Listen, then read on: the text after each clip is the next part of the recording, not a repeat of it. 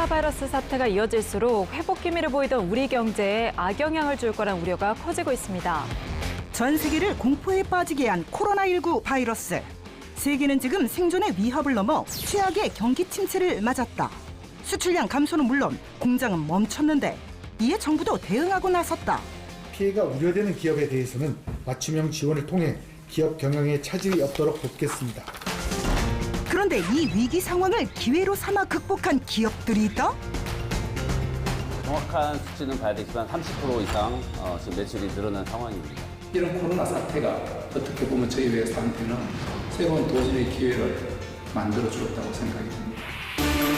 변화에 대응하고 새로운 기술력으로 돌파구를 찾아냈다.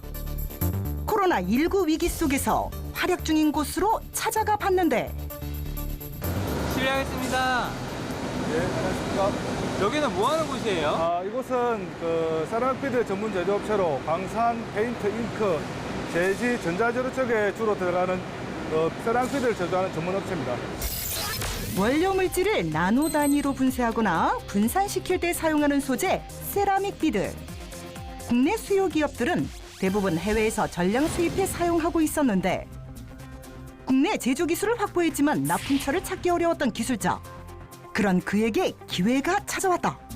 초기에 중국의 코로나 사태가 상당히 엄격해지면서 중국의 많은 공장들이 문을 닫게 됩니다.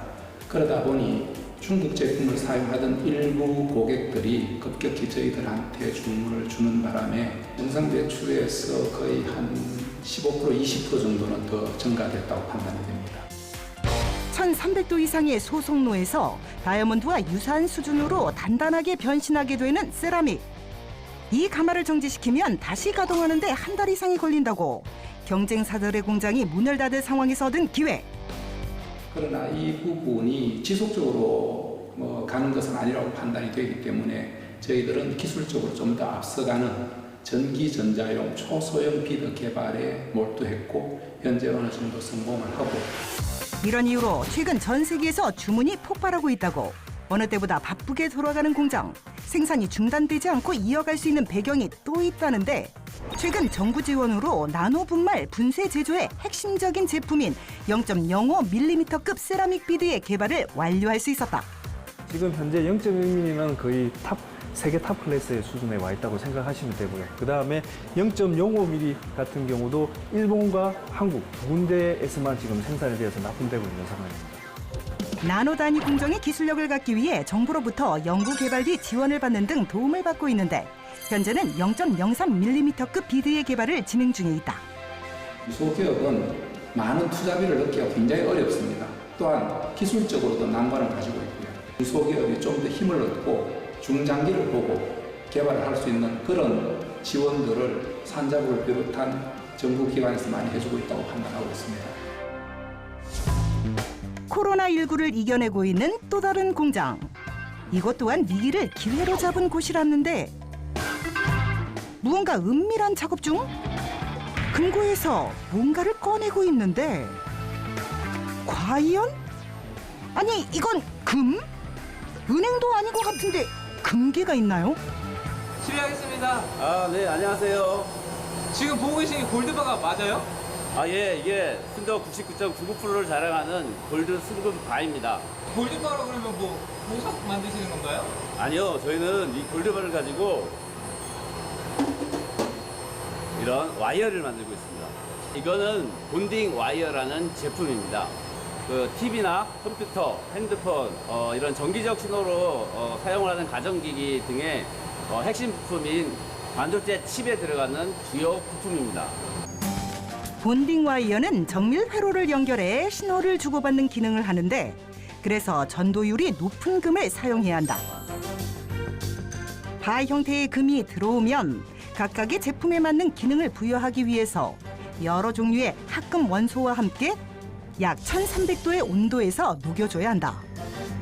그렇게 녹은 금이 시스템을 통과하면서 굵은 줄의 형태로 나오게 되는데 이렇게 나온 금 와이어는 또 한 번의 성형 과정을 거치게 된다. 네, 이 공정은 이런 다이스를 이용해서 그 와이어를 인발을 해서 점점 얇게 만들어주는 공정의 시작입니다. 이게 계속해서 얇아지면서 맨 마지막 제품으로 가면 12마이크로까지 얇아지게 되는 거죠. 점점 더 얇게 만들기 위한 과정을 거치고 실처럼 얇아진 후 기계적 강도 및 연성을 조절하는 열 처리 과정도 거친다. 이렇게 완성된 와이어는 무려 우리 머리카락보다 더 얇다고 한다. 이게 바로 12마이크로 와이어입니다. 보통 동양인의 머리카락 굵기가 100마이크로라고 합니다. 그러면 얼마나 얇은지 아시겠죠? 네, 이런 12마이크로의 본딩 와이어를 만드는 기술은 일본이나 독일 등 주요 선진국에 많이 되어 있고요. 저희는 그 중에서도 탑 클래스의 기술을 유지하고 있습니다. 수차례의 공정을 통해 탄생한 본딩 와이어. 12마이크론 와이어의 직경을 20km까지 끊어지지 않게 정밀하게 만들 수 있다고. 이렇게 완성된 본딩 와이어는 반도체 제작 과정에서 중요한 역할을 하게 된다. 이러한 기술력을 인정받아 해외 반도체 생산업체들에게 러브콜을 받고 있는 상황. 저희가 들어가던 품목 외에 납품을 못하던 품목들이 고객사 요청으로 납품을 하게 되었고요. 거기에 진입장벽이 높지만 이번 코로나 사태를 계기로 점점 들어갈 수 있는 기회가 생기게 된 거죠. 코로나19로 인한 위기를 기회로 잡고 기술력으로 승부하여 국내 기업들이 한 단계 더 도약할 수 있기를 바랍니다. 코로나19로 인해서 소제품 산업들이 주목받기 시작했는데 이런 계기를 통해서 좀 더 많은 지원과 관심이 있었으면 좋겠습니다.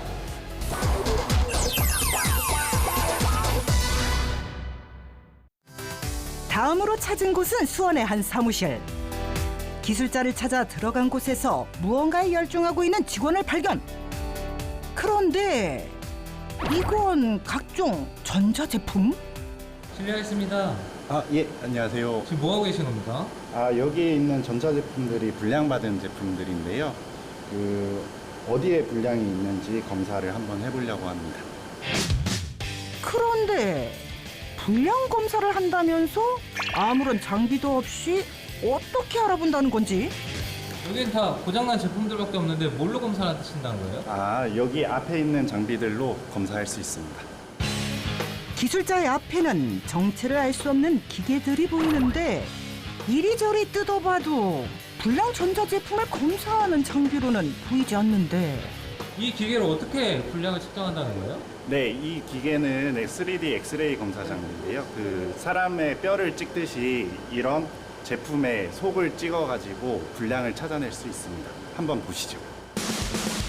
기계 안에 무선 이어폰을 올려놓고 컴퓨터 화면을 살펴보는데 내부 부품들이 실제 엑스레이로 찍은 것처럼 보인다. 이뿐만 아니라 전자제품의 내부 환경을 3D로도 확인할 수 있다. 그렇다면 불량품은 어떻게 발견하는 걸까?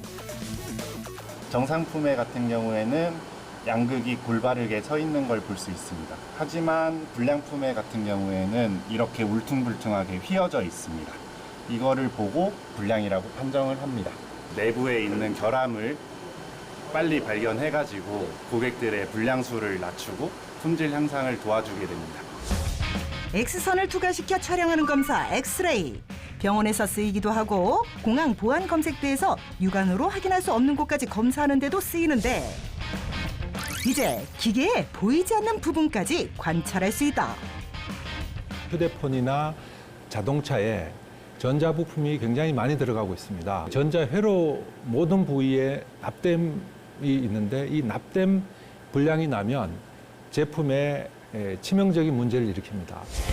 내부 결함으로 인해 일어나는 오작동과 폭발, 발화 등 전자기기를 사용하다 일어나는 사고 기사를 평소에 흔히 접할 수 있는데 이런 사고를 미연에 방지하고자 개발한 것이 바로 이 산업용 엑스레이.